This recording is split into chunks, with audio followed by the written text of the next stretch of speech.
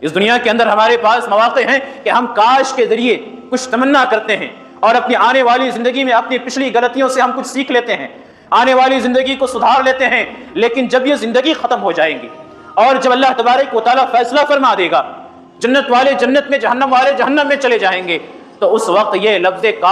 کاش ہم نے دنیا میں یہ کیا ہوتا، کاش ہم نے دنیا میں وہ کیا ہوتا، ہم نے اللہ کی فرما برداری کی ہوتی، ہم نے رسول کی باتوں کو مانا ہوتا، ہم نے آنے والی زندگی کے لیے کوئی نیک عمل کیا ہوتا، یا لیتنی قدمت لحیاتی، کاش میں نے اس زندگی کے لیے کچھ عمل بھیجا ہوتا، یا لیتنی کنت ترابا، کاش میں مٹی ہوتا کہ میں ہواؤں میں اڑ جاتا، میری کوئی وقعت نہ رہتی، میرا کوئی وجود نہ رہتا۔ یہ کاش کے الفاظ کل قیامت کے روز کوئی کام نہیں آنے والے۔ موقع ہے، آج ہے، جب تک ہماری سانسیں ہیں۔